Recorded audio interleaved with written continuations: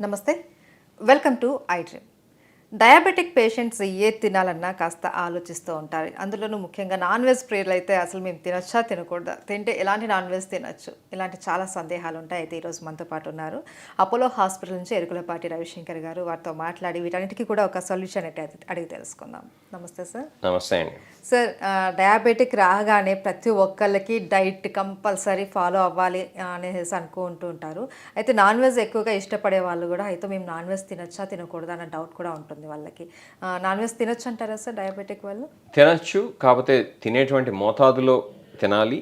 అది కూడా మనం ఎటువంటి నాన్ వెజ్ తింటున్నాం, దాంతోపాటు ఏం తింటున్నాం, అది కూడా ఎలా ప్రిపేర్ చేశారు, అది వీటన్నిటిని కన్సిడర్ చేసుకుంటూ తినాలి. అంతేగాని నాన్ వెజ్ తినచ్చు కదా అని చెప్పి 3 పూట్ల నాన్ వెజ్ తిని, అది కూడా మంచి ఫ్రైడ్ నాన్ వెజ్, అది కూడా రెడ్ మీట్ తింటా అంటే మటన్ లాంటివి తింటా కనుక చేసినట్లయితే చాలా చెడు జరుగుతుంది.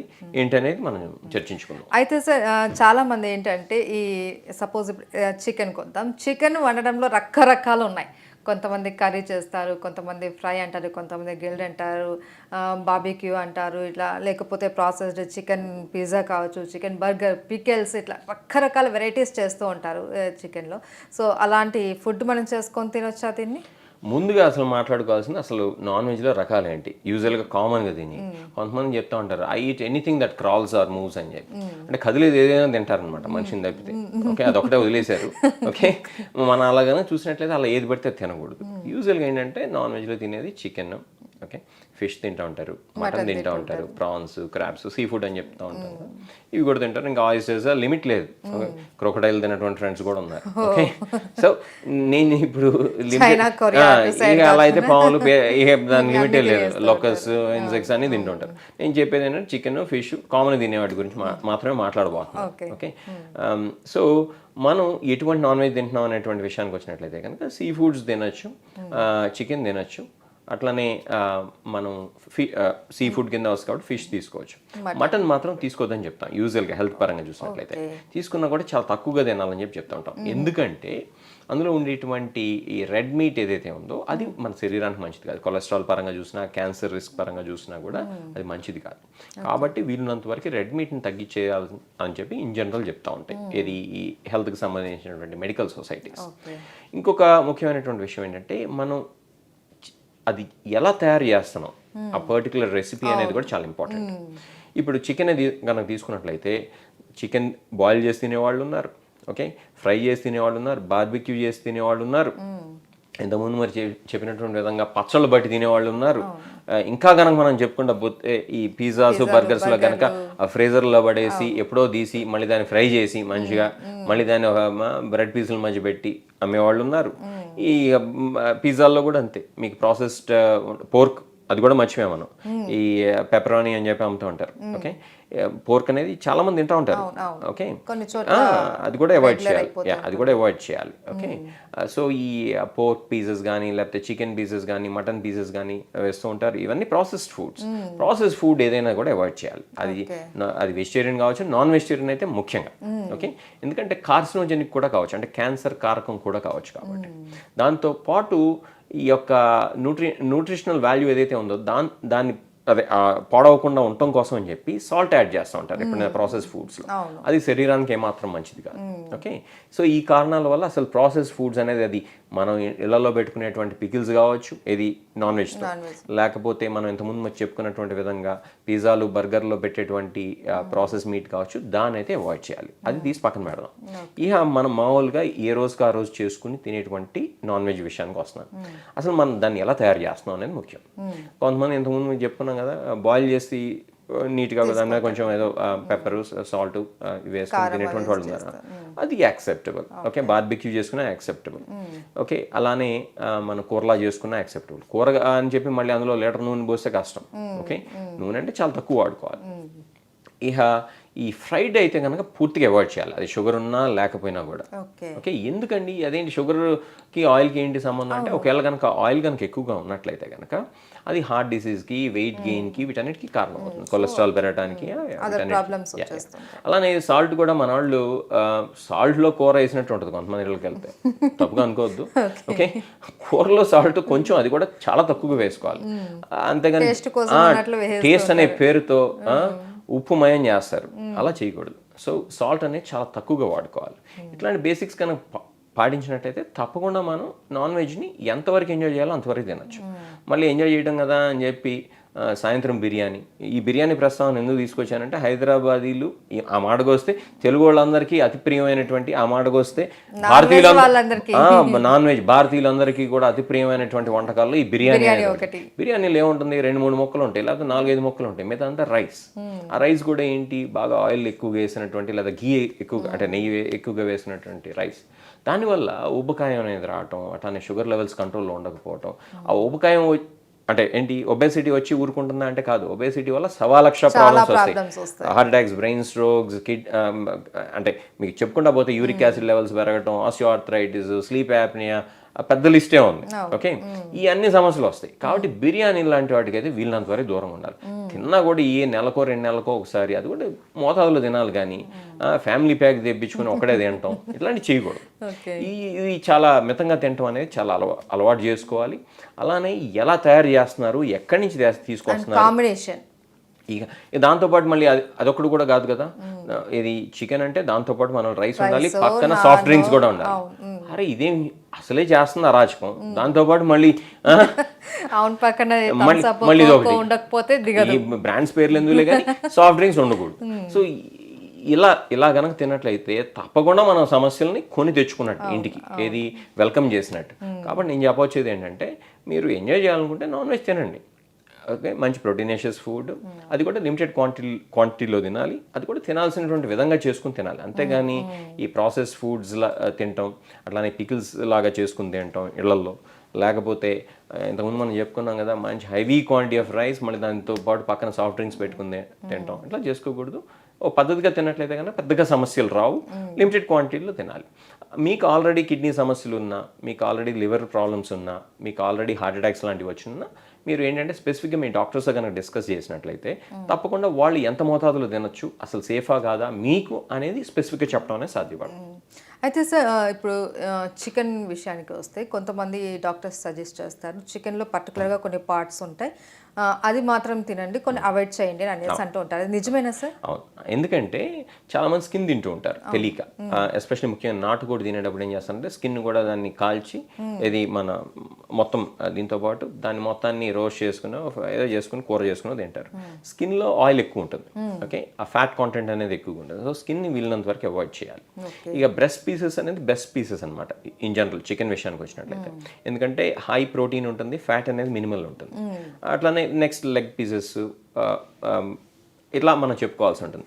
ఈ వింగ్స్ ఇలాంటి వాటికి అందులో పెద్ద ఉండదు, ఇది కావాల్సిన ప్రోటీన్, ఫ్యాట్ లాంటివి ఇట్లాంటివి అయితే కనుక ఇతరత్ర భాగాల్లో ఎక్కువగా ఉంటుంది, ఏది బ్రెస్ట్తో పోలిస్తే. కాబట్టి chicken breast is the best మనం అని చెప్పుకోవాల్సి ఉంటుంది చికెన్ విషయానికి వచ్చినట్లయితే.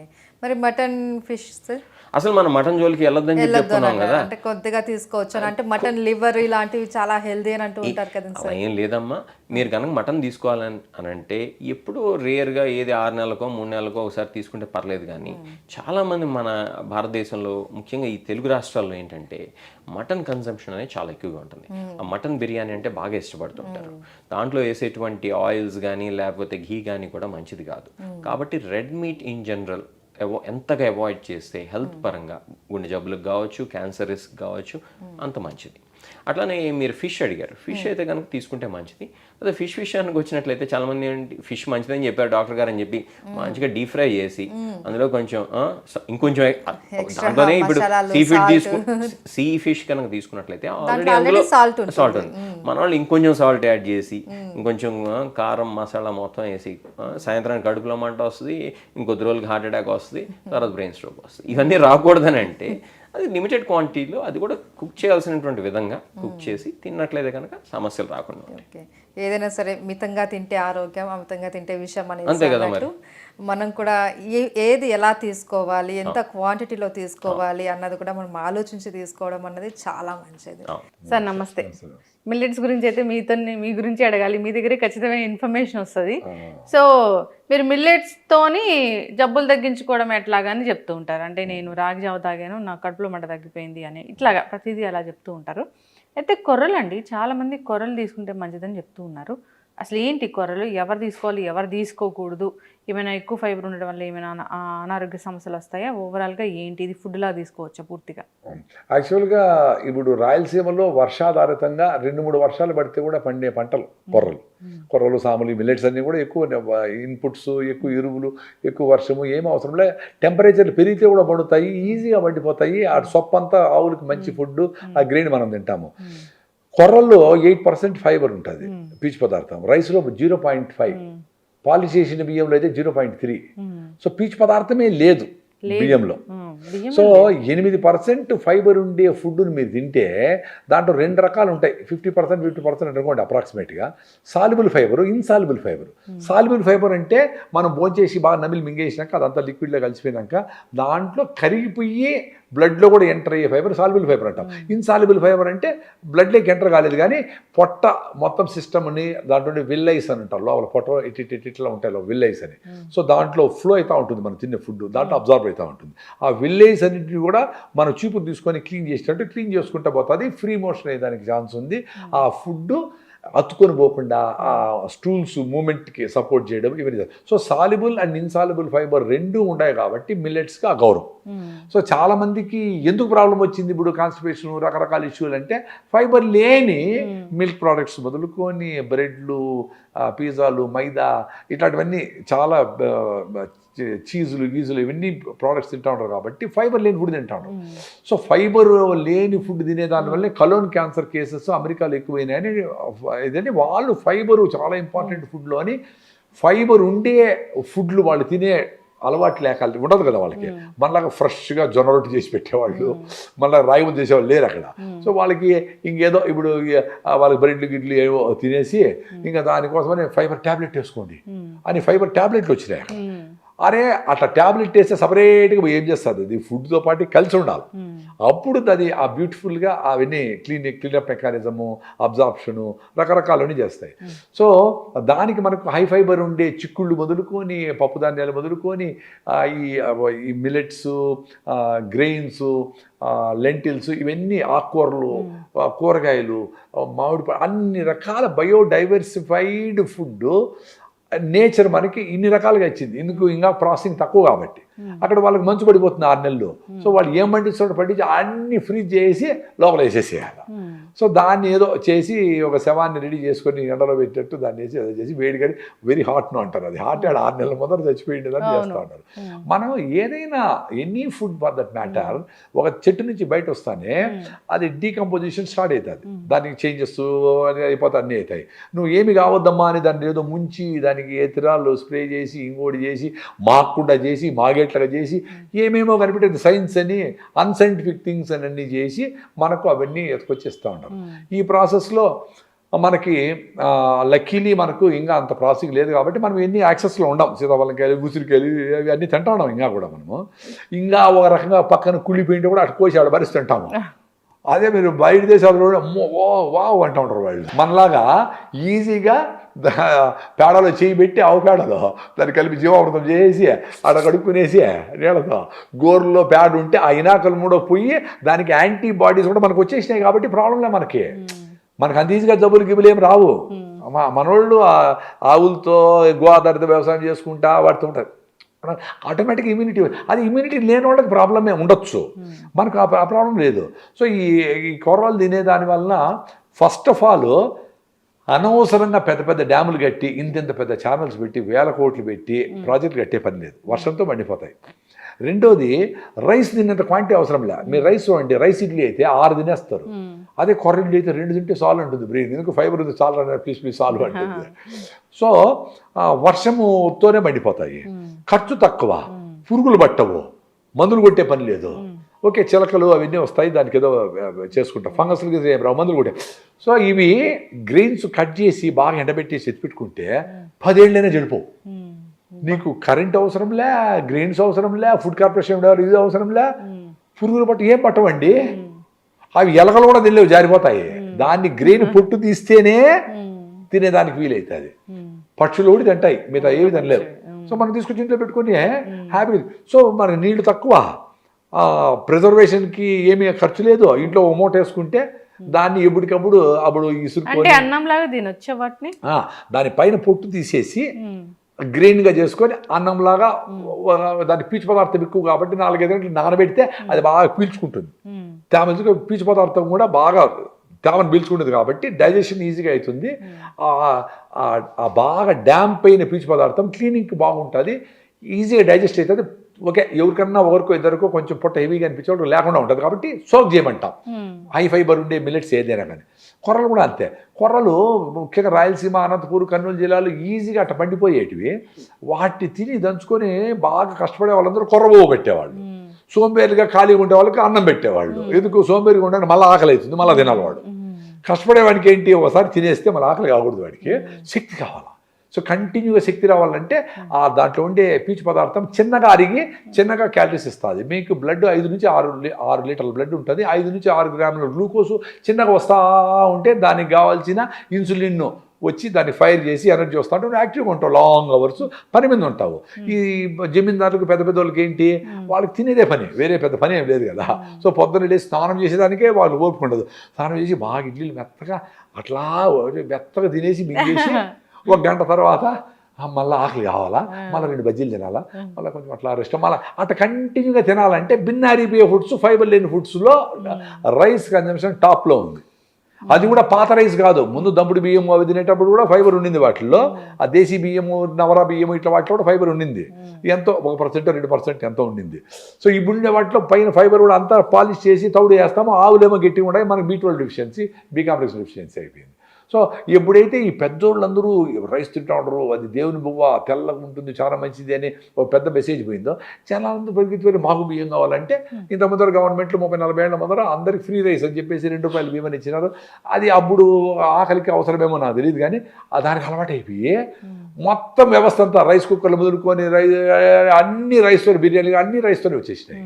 ఇప్పుడు కొర్రలు గిర్రలు సాములు వాటి ఎట్ట చేసుకోవాలనేది పెద్ద క్వశ్చన్ అయిపోయింది. ముఖ్యంగా ఎందుకు దూరమైనాయంటే వాటి పైన పొట్టు తీసేదానికి కొంచెం మెకానిజం ఉండాలి, దానికి రాళ్ళు తీసేదానికి కొంచెం మెకానిజం ఉండాలి, దానికి ఇసిరేది చెరిగేది ఇట్లాంటివన్నీ లేవు కదా ఇప్పుడు.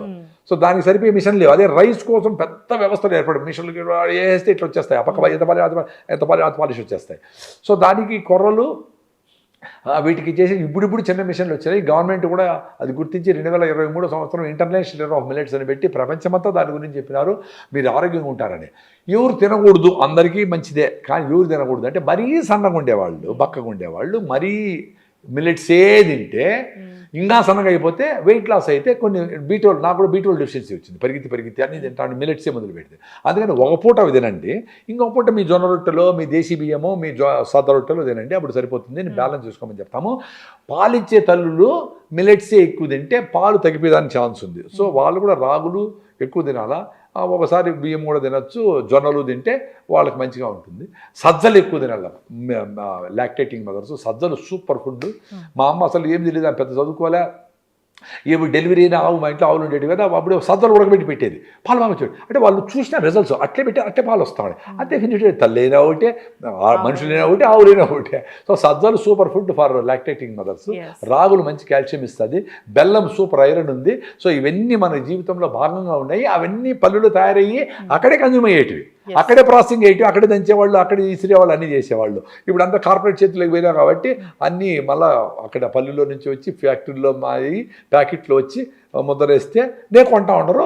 పెద్దోళ్ళందరూ కొంటా ఉండరు, చిన్నోళ్ళందరూ బియ్యంలోనే ఉండరు. ఇంకా అవును, కరెక్టే సార్. ఇప్పుడు మిల్లెట్స్ కాస్ట్ కూడా చాలా పెరిగిపోయినాయి. వాటిని కూడా ఆర్గానిక్ అంటున్నారు ఏంటి? అసలు బేసికల్గా అది ఆర్గానికేగా? By default ఆర్గానికే. ఎందుకంటే వాటికి యూరియల్ DAP వేసేంత మాత్రం ఎక్కువే మండవు. అవి పండేది 5 క్వింటాలు 6 క్వింటాలే. దాన్ని ఓకే ఆర్గానిక్ అనేస్తే అది ఒక పెద్ద బ్రాండ్ లాగా జనాలు కొంటారని మీకు యూరియాలు డిఏపీలు స్ప్రేలు చేసే అవసరమే ఉండదు మిల్లెట్స్కి. ఆ సీజన్లో కరెక్ట్గా వేసి 2 వారాలు పడితే పండిపోతాయి, 2-3 వారాలు మ్యాక్సిమం పడితే పండిపోతాయి. కలుపు కూడా అదే తొక్కేస్తాయి. అద్భుతమైంది మిల్లెట్స్ అనేది. పెద్ద పెద్ద డాక్టర్లు కూడా ఇప్పుడు కార్డియాలజిస్ట్ డాక్టర్ భరత్ అని అపోలోలో ఉన్నారు, ఆయన మిల్లెట్ మార్వెల్స్ అని ఒకటి పెట్టారు. మిల్లెట్స్ గురించి తెగ ప్రచారం చేస్తూ ఉంటారు. జనరల్ గా డాక్టర్లు ఏం నమ్మరు అది ఇది అంటారు కానీ వాళ్ళు మిల్లెట్స్ తినాలి. మీరు చాలా మంది డాక్టర్స్ ఇంటర్వ్యూ చేసినప్పుడు చాలా మంది మిల్లెట్స్ మీద మాట్లాడారు కదా. అవును, ఎస్. మారిపోయింది సార్ కోవిడ్ తర్వాత, మొత్తం అంతా సిస్టమ్ అంతా మారిపోయింది, ఒకప్పుడు లాగా లేదు. అందరూ ఆరోగ్యం గురించి ఆలోచిస్తూ ఉన్నారు. అంటే ఎక్కడ మిస్ అయిపోయిందంటే ఈ మిల్లెట్స్ తినే వాళ్ళందరూ రోగిస్టులు, షుగర్లు బీపీలు వస్తే తింటారు, మాకేం రోగం రాలేదు కదా. అరే రోగం వచ్చిన తిని రోగం రాకుండా ఉండొచ్చు వాళ్ళకి. రెండోది వీటితో టేస్టీగా చేసుకునే దానికి చాలా ఛాన్స్ ఉంది. మంచిగా డబుల్ బీన్స్ పచ్చి బఠానీ వేసి జీడిపప్పులు వేసి పొంగల్ చేసి సూపర్గా ఉంటుంది. అరికెలు అయితే రైస్ కంటే టేస్టీగా ఉంటాయి. బిసిబేళ బాత్ చేస్తే కన్నా అండుకొర్రలతో భలే టేస్ట్ ఉంటుంది. అట్లా టేస్టీగా చేస్తే కొంచెం మనసు పెట్టాలా. ఇప్పుడు మామూలుగా మనము స్టేట్ గవర్నమెంట్ చెప్పింది అని చెప్పేసి పిజ్జాలు బర్గర్లు ఇవి అవి అన్నీ కూడా మిల్లెట్స్తో చేసి పెట్టారు. అద్భుతంగా చేసినారు, భలే టేస్టీగా కలర్ఫుల్గా. మొత్తం మంది కేకులు చేశారు, బిస్కెట్లు అన్నీ చేశారు. అవన్నీ చేయండి, మంచిది కదా. మీ పిల్లలకి ఆరోగ్యం కోసం మీరు ఇంత శ్రమ పడతారు, ఈ మిల్లెట్స్ కూడా యాడ్ చేయండి. రైస్ను తగ్గించుకుంటారా అండి, మీరు అందరూ అందరూ ఆరోగ్యంగా ఉంటారు. నాకు 6 months బేబీ ఉన్నాడు. ఎందుకో నేను ఒక 2 years బ్యాక్ నేను మిమ్మల్ని వేరే ఛానల్లో ఇంటర్వ్యూ చేశాను. అప్పుడు చెప్పారు తల్లి కడుపులోంచే బిడ్డ అన్ని హెల్దీగా వస్తాడు, తల్లి ఏం తింటే. నేను చాలా రోజుల పాటు హెల్దీ ఫుడ్డే తిన్నాను, అంటే లైక్ మిల్లెట్స్ లాంటివి ఎక్కువగా తిన్నాను. సో హెల్దీగా పుట్టారు. అది చాలా ఇంపార్టెంట్. ఎందుకంటే 6 హిమోగ్లోబిన్ 6-5 ఉన్నది అనుకోండి హిమోగ్లోబిన్. ఏదో అందంగా కనపడేది ఏమేమో చేసుకొని పెళ్ళిళ్ళు చేసుకునేస్తారు. వాళ్ళకి ప్రెగ్నెన్సీ వస్తాను మీకు హిమోగ్లోబిన్ చాలా తక్కువ ఉందండి, యూ కాంట్ బేర్ చేయండి. So you have to folic acid, iron, zinc రకరకాల మందులన్నీ ఇచ్చి యూరియా డిఏపీ వేసి పెంచితే పొలాలు పెంచినట్టు లోపల బిడ్డ 4 కిలోలు చేస్తారు. వీళ్ళు నార్మల్ డెలివరీ శక్తే ఉండదు కదా. సో ఈవిడ పుడతానే వాడు యూరియా బిడ్డలాగానే కదా. సో వాడికి జబ్బులన్నీతో జలుబు, ఇది అద్దాలు వచ్చాయి, ఇది వచ్చి అది వచ్చి 20 ఏళ్ళకి డయాబెటీస్ వచ్చాయంటే మదర్ హెల్తీగా ఉండాలి, చాలా ఇంపార్టెంట్ అది. ఎంత కేర్ఫుల్గా ఉండాలి మదరు. అందుకని పెళ్లిళ్ళు చేసుకునేటప్పుడు అన్ని జాతకాలు గీతకాలు అన్ని చూసుకోండి మీరు అందరూ.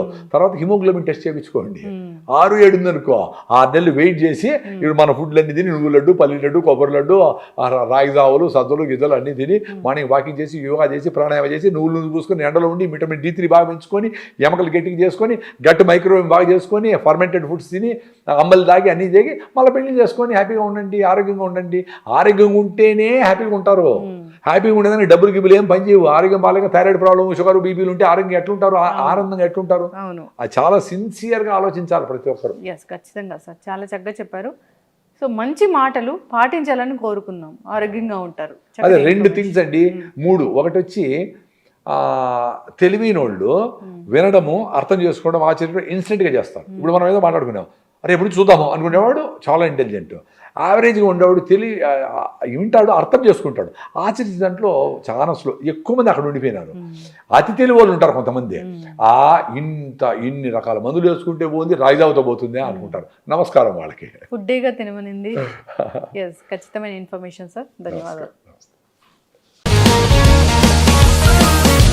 Sir, one life lesson what medicine has taught you. Whatever you can do without expecting. But I really believe మన పాజిటివ్ యాటిట్యూడ్ ఉంటేనే మనం ఏదైనా సాధించగలం. గట్ని మనం కరెక్ట్గా డీల్ చేసినట్లయితే అది మనకి పాజిటివ్ హార్మోన్స్ని రిలీజ్ చేస్తుంది. షుగర్ వచ్చిన వాళ్ళ పరిస్థితి ఏంటి? పొట్ట దగ్గర పెరిగితే దాన్ని ఆండ్రాయిడ్ అంటారు, ఆండ్రాయిడ్ ఫోన్ కదా. అసలు థాట్స్ ఎందుకు వస్తాయి? బ్రెయిన్ డెడ్ అంటే దానికి ప్రపంచం అంతా కూడా కొన్ని నిర్దిష్టమైనటువంటి లక్షణాలు. మానసికంగా ధైర్యంగా ఉంటే క్యాన్సర్ జయించవచ్చు. You are a doctor for a cause sir, అంతే. వాళ్ళకి వచ్చిన ఆదాయం కాకుండా ఫ్రీ సర్వీస్ ఎంతమందికో చేస్తారు.